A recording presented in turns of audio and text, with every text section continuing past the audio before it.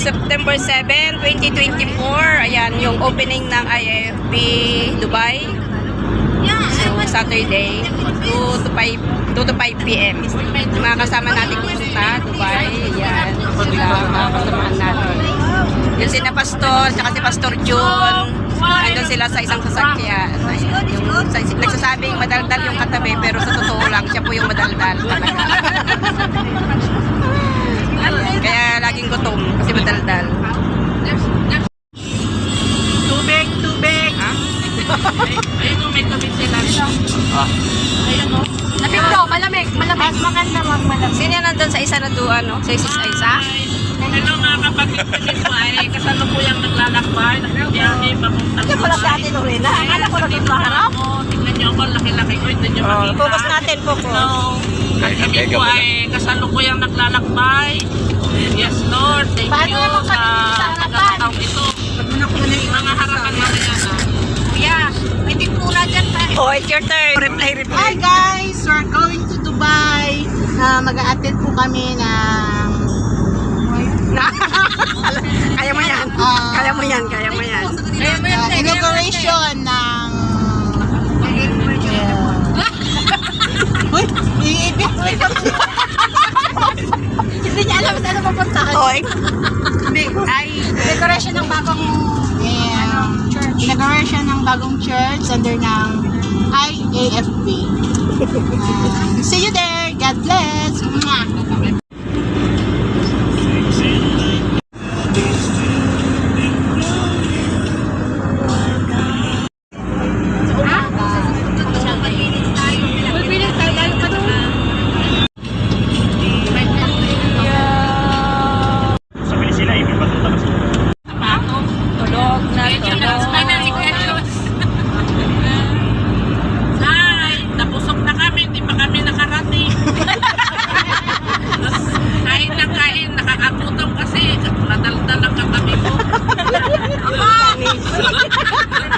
Wala naman kami. Wala akong napangalanan ha.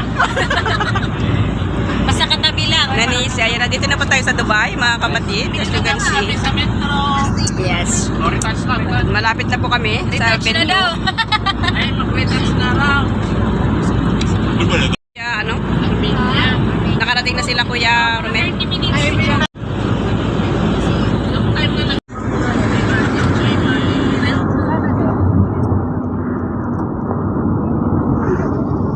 Ay, oo nga. Gusto niya makita yan? Gusto niya makita, nandito sa maganda kami ni Pastor Mar. Basta mo na lang yan sa akin. Magalaw lang siya.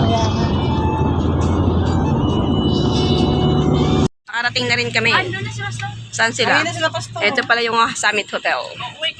Ah! Dito na po kami. Asan yung mga instrumento, Pastor? Saan tayo papunta? Ano bang pakay mo dito, ate? Saan daw pupunta? So, andito na kami, praise God. So, eksaktong 2 hours na biyahe. Kasi alas 12, umalis tayo dun sa Abu Dhabi. So, it's already 2 o'clock. 2 minutes to 2 o'clock.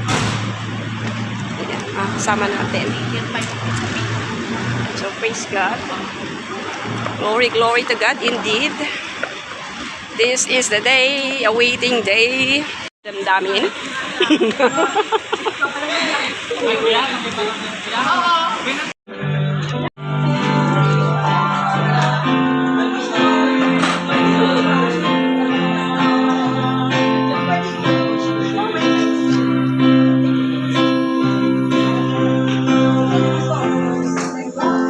Ito po yung opening ng trabaho dito sa Dubai, mga kapatid. Kami po'y nagagalak na nakapunta dito at masaya na magbukas ang gawain dito. Pwede At ba yun po mag-vlog yung dito? pinagpipre natin ng matagal ng panahon. Amen. Pwede. Lahat naman ng nag-uumpasan ng gawain hindi po 100 agad. Tama po ba? Kami nga dati sa Abu Dhabi, nag-umpisa rin kami ng 8 ata o 10 sa Abu Dhabi. Hanggang na-reach din namin. I want to see you. I want to see you. Into the darkness, He has come to bring freedom to the captives. He has come to restore the broken-hearted. It's time to proclaim the year of the Lord. He has come to bring light into the darkness. He has come to bring freedom to the captives. He has come to restore the broken-hearted. It's time to proclaim the year of the Lord. Prepare the way, prepare the way, prepare the way.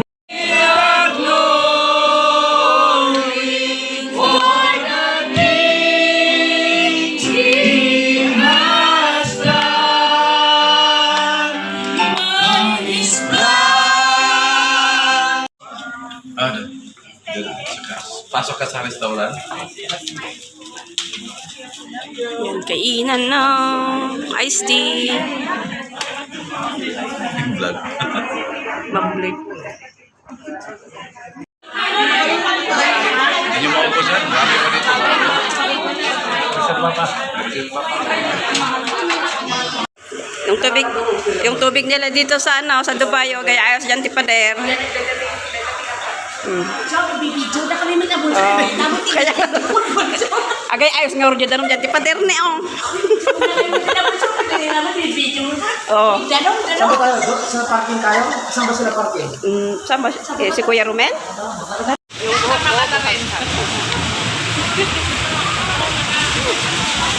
Baka may wala ng pastor, ha? Aya?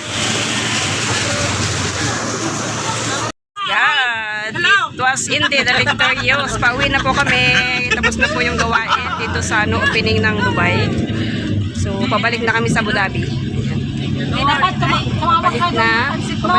Pabalik. Tapos na. Busog na busog kami. Bakit hindi mo pa kami binibigyan ng merienda? So, hindi naman kayo nanonood. Ginagamit mo kami sa Hallelujah. Thank you, Lord, and glory to God indeed. Pagkat natapos na po ang inauguration ng IAFB Dubai UAE. So, salamat talaga sa Panginoon sa pagdinig niya. Pagkat ito ay isang bunga ng panalangin. Pagkat we are praying for this for a long time talaga. Pagka ang Diyos ang tumugon sa ating mga panalangin, iba talaga. Kaya nga nang sabi niya sa Isaiah chapter 60 verse 22 na when the time is right, I, the Lord, will make it happen. Which is very true, mga kapatid. Kaya thank you so much and God bless Dubai IAFB.